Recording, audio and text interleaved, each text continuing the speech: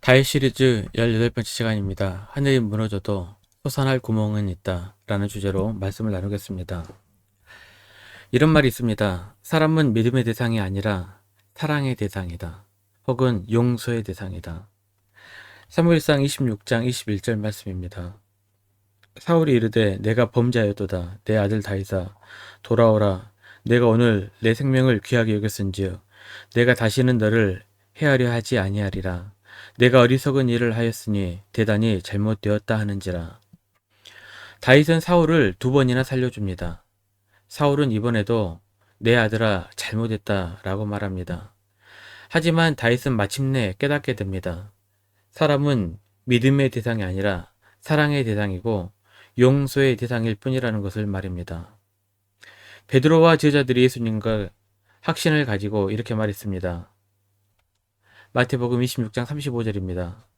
베드로가 이르되 내가 주와 함께 죽을지언정 주를 부인하지 않겠나이다 하고 모든 제자도 그와 같이 말하니라. 하지만 예수님께서는 이 말을 믿으셨습니까? 아니지요. 나중에 부활하신 후에 제자들을 사랑으로 용서하셨습니다. 확 타오르는 장작에 생선을 맛있게 구워 제자들하고 한 토막씩 드시면서 자신을 배신했던 제자들을 사랑으로 안아주셨습니다. 사람은 믿음의 대상이 아니라 사랑의 대상입니다. 다윗도 사울왕이 다시는 쫓지 않겠다는 맹세에 전혀 믿음이 가지 않았습니다. 그래서 다윗은 어떤 결심을 합니까? 도망치기로 결심합니다. 자신과 600명의 부하들을 살려야 했습니다. 아마도 가족까지 계산하면 600명의 몇 배가 되는 숫자일 텐데 이 사람들이 다 움직여야 했습니다. 이 많은 숫자가 도대체 어디로 가야 할까요? 다윗은 블레셋 가드로 가기로 합니다. 다윗이 도망 초기에 찾아갔던 블레셋의 가드왕 아기스에게 다시 찾아가게 됩니다. 그때 다윗과 지금의 다윗은 전혀 다릅니다. 그때 도망 초기의 다윗은 골리앗을 죽인 장수로 블레셋의 철천지 원수였습니다. 하지만 그 후 약 10년이 지난 지금은 아기스 왕도 다윗이 사울의 원수임을 잘 알고 있습니다. 그래서 아기스는 다윗을 아무런 의심 없이 받아들입니다. 다윗과 아기스 왕은 서로 약조를 합니다. 다윗과 600명의 부하들은 아기스 왕의 용병이 되기로 계약을 맺습니다. 대신 아기스 왕은 다윗이 거주할 만한 마을을 제공해 줍니다. 이스라엘 사람들은 적국인 블레셋으로 도망한 다윗을 어떻게 생각했을까요? 이것은 매우 중요한 질문입니다. 12절입니다. 아기스가 다윗을 믿고 말하기를 다윗이 자기 백성 이스라엘에게 심히 미움을 받게 되었으니 그는 영원히 내 부하가 되리라고 생각하니라. 이스라엘 사람들은 다윗이 블레셋 아기스 왕에게 간 것에 대해 수근수근 대기 시작합니다. 아니, 어떻게 하나님의 사람이 이방 민족 왕에게 용병으로 간단 말인가? 이것은 믿음이 없다는 증거이다. 나라를 배신한 행위이다. 온갖 부정적인 말들이 들끓기 시작합니다. 사랑하는 성도 여러분, 여러분은 다윗이 블레셋에 간 것에 대해 어떻게 생각하십니까? 우리는 다윗이 블레셋으로 간 것에 대해 비방하기 전에 우리 자신의 모습을 먼저 보아야 합니다. 예전에 탄광 박물관에 간 적이 있습니다. 탄광을 삶의 전쟁터 혹은 인생 막장에 비유합니다. 거기에 이런 글귀가 있는데 어려운 광부의 길이라는 글입니다. 잠깐만 읽어드리겠습니다. 갱내 사고가 났다는 소문이 들리면 가슴부터 철렁했다니까요. 갱내 사고가 난 날은 남편이 집에 있어도 마음이 편하지가 않았어요.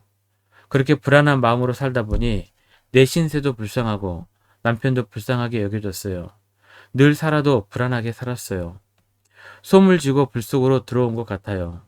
이 강산에서 언제나 나가나 이제 그만 가자 떠나자 하면서도 갈 곳도 다시 시작할 돈도 없으니 돈이 원수지요.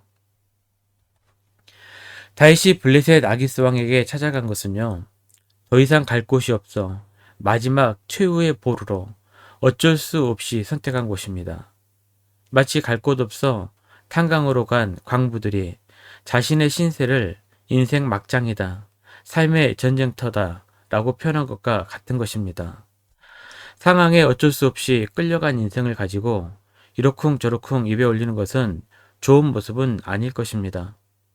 가능하면 빨리 그 상황에서 벗어날 수 있도록 기도해주고 도와주는 것이 성숙한 신앙인들의 모습입니다. 사랑하는 성도 여러분, 어쩔 수 없는 상황에서 고생하고 힘들어 하시는 분들을 위해서 기도해 줄 수 있는 성도님들이 되시기를 부탁드립니다. 다윗이 어쩔 수 없는 상황에 의해 끌려갔어도요, 사람들의 시선이 곱지만은 않았던 것 같습니다. 다윗이 블레셋으로 도망간 것은 다윗이 나중에 왕이 되는데 치명적인 뉴스였습니다. 사람들은 서곤서곤 되기 시작합니다. 왕이 된다는 소문이 무성했던 다윗이 이제는 끝났나 봐. 블레셋으로 갔다는 것은 이제 왕으로 인생은 끝이다. 이 소문은 온 이스라엘에 순간적으로 확 퍼졌습니다.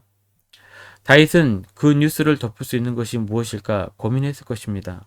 그리고 최악의 상황에서도 마침내 자신이 할 수 있는 최선을 생각해냅니다. 다윗은 광야 도망자 생활의 마지막 1년 4개월을 블레셋에서 보냅니다. 그동안 아기스 왕에게 철저히 사기를 칩니다. 조직을 벌인 배신자로 보이기 위해 주변에 사는 이스라엘을 쳤다고 거짓말을 합니다. 하지만 실제로는 이스라엘의 오랜 적인 남방 부족들을 습격하여 약탈하고 있었습니다. 그나마 블레셋 땅에서 다윗이 할 수 있었던 최선이었습니다. 오늘 다윗의 이야기는 아무리 상황에 끌려 최악에까지 갔을지라도 그 안에서 믿음의 최선을 다하라는 것입니다. 그러면 반드시 하나님께서 함께 하신다는 것이 오늘 이야기의 열쇠입니다. 어쩔 수 없다, 포기해야지가 아니라는 것입니다. 우리나라 속담에도 이때 쓰는 말이 있습니다. 하늘이 무너져도 솟아날 구멍은 있다. 최악의 상황에서도 믿음의 최선을 다하는 것이 바로 다윗의 위대한 영성입니다.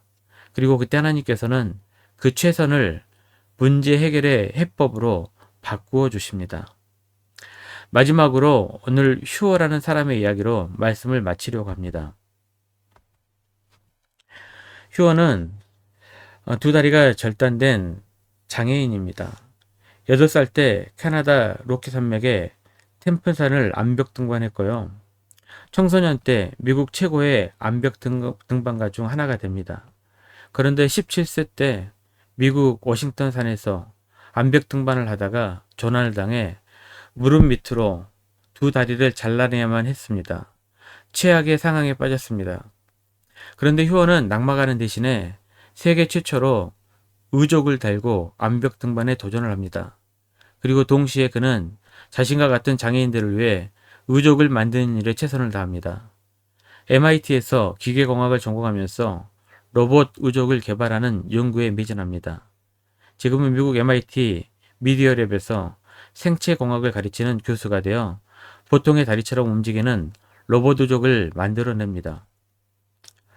얼마 전에는 자신이 제작한 첨단 로봇 의족으로 72m 높이의 암벽을 등반해서 자신의 최전성기 때보다 더 좋은 성과를 내어 세계적인 관심을 불러일으켰다고 합니다. 사랑하는 성도 여러분, 삶은 호락호락하지 않습니다.